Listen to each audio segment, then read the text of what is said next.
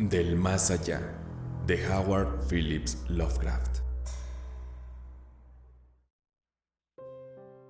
Inconcebiblemente espantoso era el cambio que se había operado en Crawford Tillinghast, mi mejor amigo.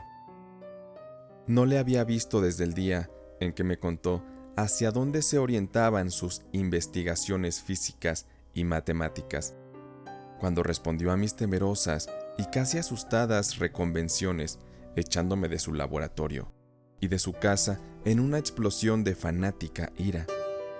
Supe que en adelante permanecería la mayor parte de su tiempo encerrado en el laboratorio del ático, con aquella maldita máquina eléctrica, comiendo poco y prohibiendo la entrada incluso a los criados. Pero no creí que un breve periodo de 10 semanas pudiera alterar de ese modo a una criatura humana. No es agradable ver a un hombre fornido quedarse flaco de repente, y menos aún cuando se le vuelven amarillentas o grises las bolsas de la piel. Se le hunden los ojos, se le ponen ojerosos y extrañamente relucientes, se le arruga la frente y se le cubre de venas, y le tiemblan y se le crispan las manos. Y si a eso se añade una repugnante falta de aseo, un completo desaliño en la ropa, una negra pelambrera que comienza a encanecer por la raíz, y una barba blanca crecida en un rostro en otro tiempo afeitado, el efecto general resulta horroroso. Pero ese era el aspecto de Crawford Tillinghast, la noche que su casi incoherente mensaje me llevó a su puerta, después de mis semanas de exilio. Ese fue el espectro que me abrió temblando, vela en mano, y miró furtivamente, por encima del hombro, como temeroso de los seres invisibles de la casa vieja y solitaria, retirada de la línea de edificios que formaban Benevolent Street. Fue un error que Crawford Tillinghast se dedicara al estudio de la ciencia y la filosofía. Estas materias deben dejarse para el investigador frío e impersonal, ya que ofrecen dos alternativas igualmente trágicas al hombre de sensibilidad y de acción: la desesperación si fracasa en sus investigaciones y el terror inexpresable e inimaginable si triunfa. Tillinghast había sido una vez víctima del fracaso, solitario y melancólico, pero ahora comprendí con angustiado temor que era víctima del éxito. Efectivamente, se lo había advertido 10 semanas antes, cuando me espetó la historia de lo que presentía que estaba a punto de descubrir. Entonces se excitó y se congestionó, hablando con voz aguda y afectada, aunque siempre pedante. ¿Qué sabemos nosotros del mundo y del universo que nos rodea? Nuestros medios de percepción son absurdamente escasos. Nuestra noción de los objetos que nos rodean infinitamente estrecha. Vemos las cosas según la estructura de los órganos con que las percibimos, y no podemos formarnos una idea de su naturaleza absoluta. Pretendemos abarcar el cosmos complejo e ilimitado con 5 débiles sentidos, cuando otros seres dotados de una gama de sentidos más amplia y vigorosa, o simplemente diferente, podrían no solo ver de manera muy distinta las cosas que nosotros vemos, sino que podrían percibir y estudiar mundos enteros de materia, de energía y de vida, que se encuentran al alcance de la mano, aunque son imperceptibles a nuestros sentidos actuales. Siempre he estado convencido de que esos mundos extraños e inaccesibles están muy cerca de nosotros, y ahora creo que he descubierto un medio de traspasar la barrera. No bromeo, dentro de 24 horas, esa máquina que tengo junto a la mesa generará ondas que actuarán sobre determinados órganos sensoriales existentes en nosotros en estado rudimentario o de atrofia. Esas ondas nos abrirán numerosas perspectivas ignoradas por el hombre, algunas de las cuales son desconocidas para todo lo que consideramos vida orgánica. Veremos lo que hace aullar a los perros por las noches y enderezar las orejas a los gatos después de las 12. Veremos esas cosas y otras que jamás ha visto hasta ahora ninguna criatura. Transpondremos el espacio, el tiempo y las dimensiones, y sin desplazamiento corporal alguno, nos asomaremos al fondo de la creación. Cuando oí a Tillinghast decir estas cosas, le amonesté, porque le conocía lo bastante como para sentirme asustado, más que divertido. Pero era un fanático y me echó de su casa. Ahora no se mostraba menos fanático, aunque su deseo de hablar se había impuesto a su resentimiento, y me había escrito imperativamente con una letra que apenas reconocía. Al entrar en la morada del amigo tan súbitamente metamorfoseado en gárgola temblorosa, me sentí contagiado del terror que parecía acechar en todas las sombras. Las palabras y convicciones manifestadas 10 semanas antes parecían haberse materializado en la oscuridad que reinaba más allá del círculo de luz de la vela. Y experimenté un sobresalto al oír la voz cavernosa y alterada de mi anfitrión. Deseé tener cerca a los criados, y no me gustó cuando dijo que se habían marchado todos hace 3 días. Era extraño que el viejo Gregory, al menos, hubiese dejado a su señor sin decírselo a un amigo fiel como yo. Era él quien me había tenido al corriente sobre Tillinghast desde que me echara furiosamente. Sin embargo, no tardé en subordinar todos los temores a mi creciente curiosidad y fascinación. No sabía exactamente qué quería Crawford Tillinghast ahora de mí, pero no dudaba que tenía algún prodigioso secreto o descubrimiento que comunicarme. Antes, le había censurado sus anormales incursiones en lo inconcebible. Ahora que había triunfado de algún modo, casi compartía su estado de ánimo, aunque era terrible el precio de la victoria. Le seguí escaleras arriba por la vacía oscuridad de la casa, tras la llama vacilante de la vela que sostenía la mano de esa temblorosa parodia del hombre. Al parecer, estaba desconectada la corriente, y al preguntárselo a mi guía, dijo que era por un motivo concreto. Sería demasiado. No me atrevería. Prosiguió murmurando. Observé especialmente su nueva costumbre de murmurar, ya que no era propio de él hablar consigo mismo. Entramos en el laboratorio del ático y vi la detestable máquina eléctrica brillando con una apagada y siniestra luminosidad violácea. Estaba conectada a una potente batería química, pero no recibía ninguna corriente, porque recordaba que, en su fase experimental, chisporroteaba y zumbaba cuando estaba en funcionamiento. En respuesta a mi pregunta, Tillinghast murmuró que aquel resplandor permanente no era eléctrico en el sentido que yo lo entendía.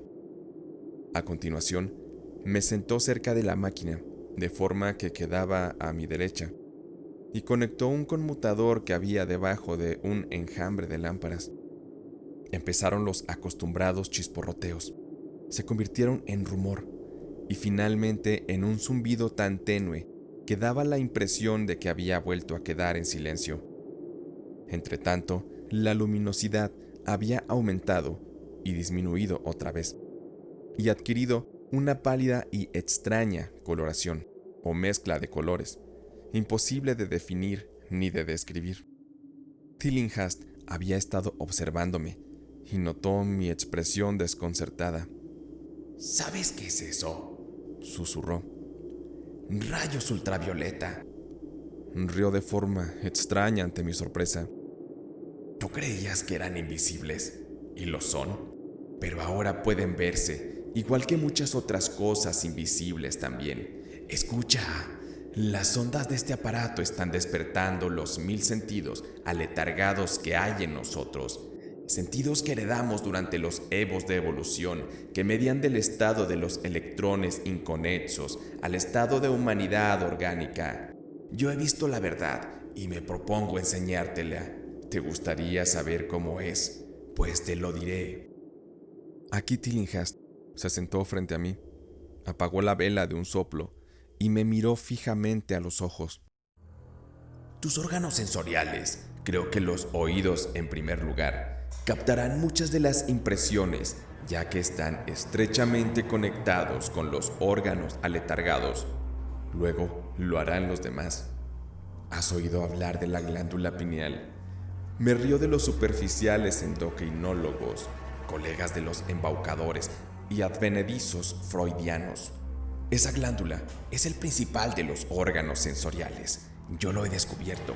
Al final, es como la visión, transmitiendo representaciones visuales al cerebro. Si eres normal, esa es la forma en que debes captarlo casi todo.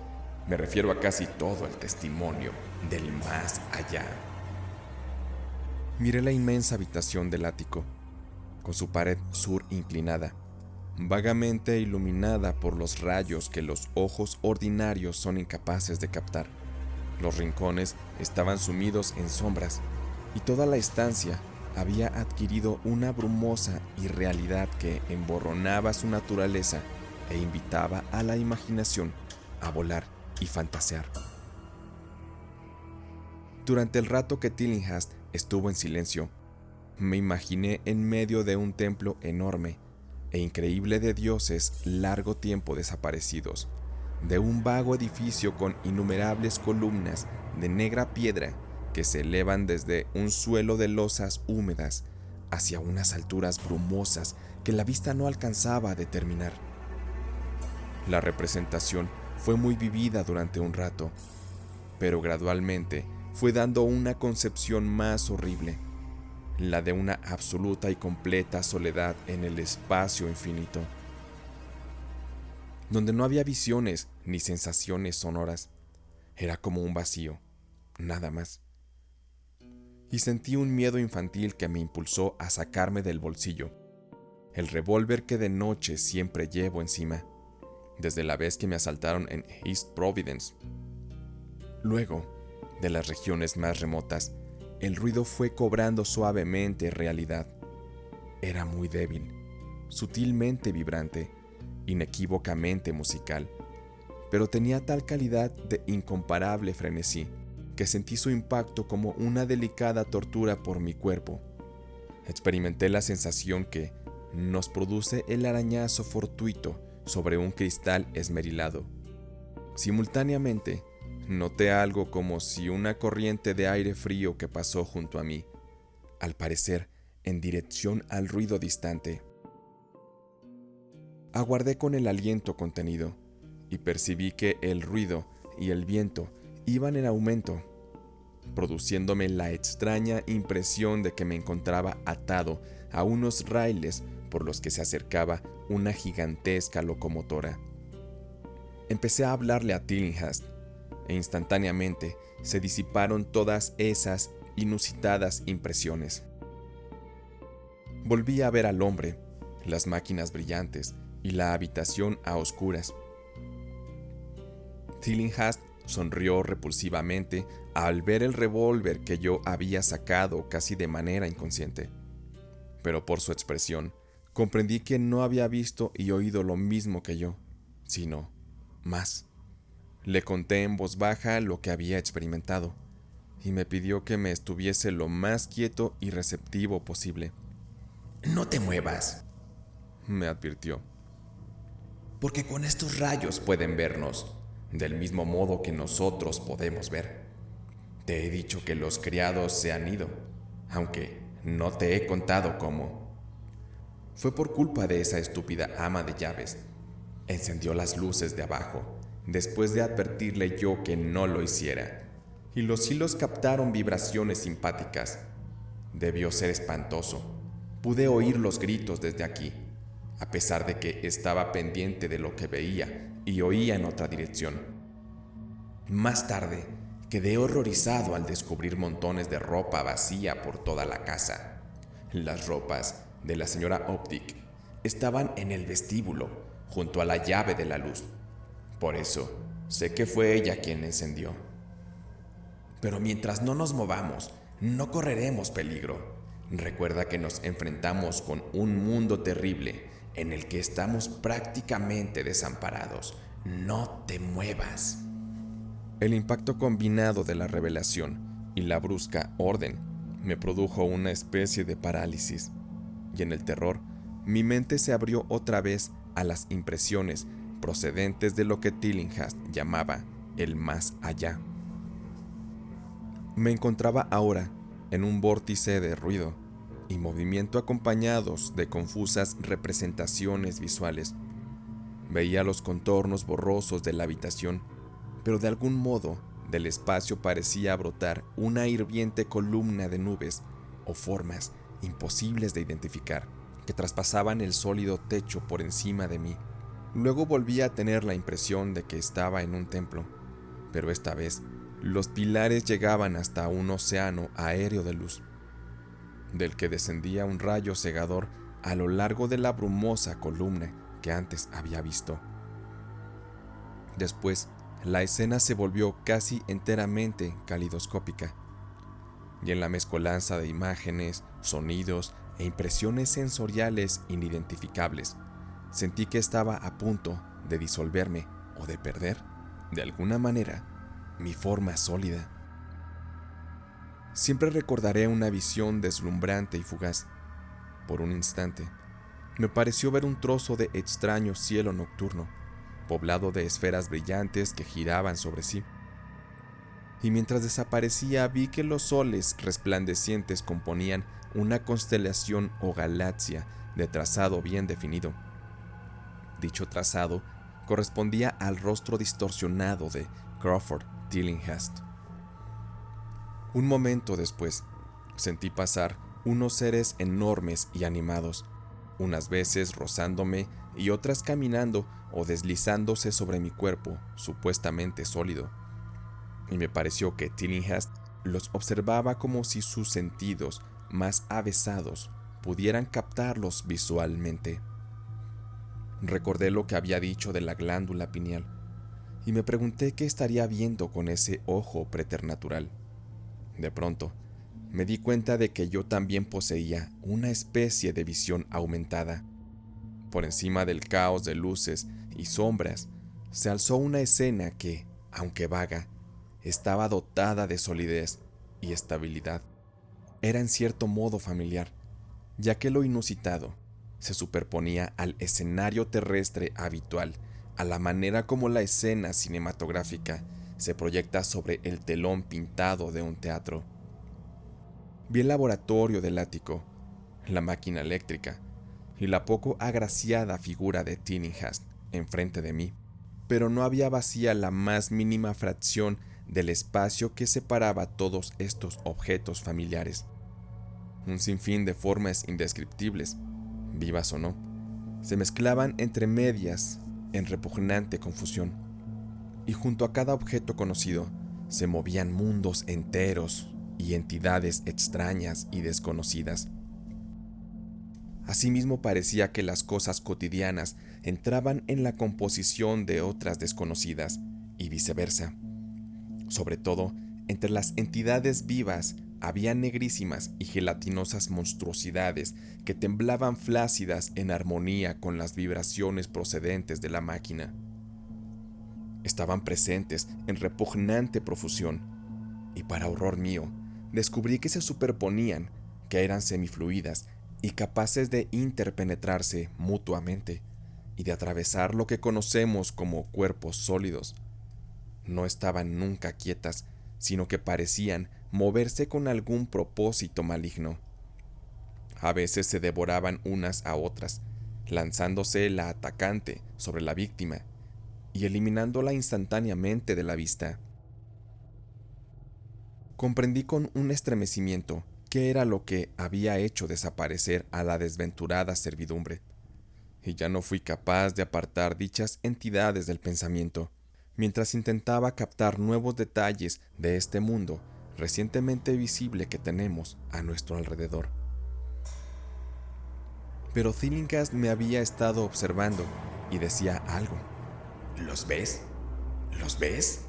¿Ves a esos seres que flotan y aletean en torno tuyo y a través de ti, a cada instante de tu vida? ¿Ves las criaturas que pueblan lo que los hombres llaman el aire puro y el cielo azul? ¿No he conseguido romper la barrera? ¿No te he mostrado mundos que ningún hombre vivo ha visto? Oí que gritaba a través del caos y vi su rostro insultantemente cerca del mío. Sus ojos eran dos pozos llameantes que me miraban con lo que ahora sé que era un odio infinito. La máquina zumbaba de manera detestable. ¿Crees que fueron esos seres que se contorsionan torpemente los que aniquilaron a los criados? Imbécil, esos son inofensivos, pero los criados han desaparecido, ¿no es verdad? Tú trataste de detenerme, me desalentabas cuando necesitaba hasta la más pequeña migaja de aliento. Te asustaba enfrentarte a la verdad cósmica, condenado cobarde, pero ahora te tengo a mi merced. ¿Qué fue lo que aniquiló a los criados? ¿Qué fue lo que les hizo dar aquellos gritos? No lo sabes, ¿verdad? Pero enseguida los vas a ver. Mírame, escucha lo que voy a decirte. ¿Crees que tienen realidad las nociones de espacio, de tiempo y de magnitud? ¿Supones que existen cosas tales como la forma y la materia? Pues yo te digo que he alcanzado profundidades que tu reducido cerebro no es capaz de imaginar. Me he asomado más allá de los confines del infinito. He invocado a los demonios de las estrellas. He cabalgado sobre las sombras que van de mundo en mundo, sembrando la muerte y la locura. Soy dueño del espacio, ¿me oyes? Y ahora hay entidades que me buscan, seres que devoran y disuelven. Pero sé la forma de eludirlas. Es a ti a quien cogerán, como cogieron a los criados. Se remueve el Señor. Te he dicho ya que es peligroso moverse. Te he salvado antes al advertirte que permanecieras inmóvil, a fin de que vieses más cosas y escuchases lo que tengo que decir. Si te hubieses movido, hace rato que se habrían arrojado sobre ti. No te preocupes, no hacen daño, como no se lo hicieron a los criados. Fue el verlos lo que les hizo gritar de aquella forma a los pobres diablos. No son agraciados, mis animales favoritos. Vienen de un lugar cuyos cánones de belleza son muy distintos. La desintegración es totalmente indolora, te lo aseguro, pero quiero que los veas. Yo estuve a punto de verlos, pero supe detener la visión. ¿No sientes curiosidad? Siempre he sabido que no eras científico. Estás temblando, ¿eh? Temblando de ansiedad por ver las últimas entidades que he logrado descubrir. ¿Por qué no te mueves? Entonces, ¿estás cansado? Bueno, no te preocupes, amigo mío, porque ya vienen. Mira, mira, maldito, mira, ahí, en tu hombro izquierdo. Lo que queda por contar es muy breve, y quizá lo sepáis por las notas aparecidas en los periódicos. La policía oyó un disparo en la casa de Tillinghast y nos encontró allí a los dos. A Tillinghast ya muerto y a mí inconsciente. Me detuvieron porque tenía el revólver en la mano, pero me soltaron 3 horas después, al descubrir que había sido un ataque de apoplejía lo que había acabado con la vida de Tillinghast, y comprobar que había dirigido el disparo contra la dañina máquina que ahora yacía inservible en el suelo del laboratorio. No dije nada sobre lo que había visto, por temor a que el forense se mostrase escéptico, pero por la vaga explicación que le di, el doctor comentó que sin duda yo había sido hipnotizado por el homicida y vengativo demente. Quisiera poder creerle. Se sosegarían mis destrozados nervios si dejara de pensar lo que pienso sobre el aire y el cielo que tengo por encima de mí y a mi alrededor. Jamás me siento a solas ni a gusto, y a veces, cuando estoy cansado, tengo la espantosa sensación de que me persiguen.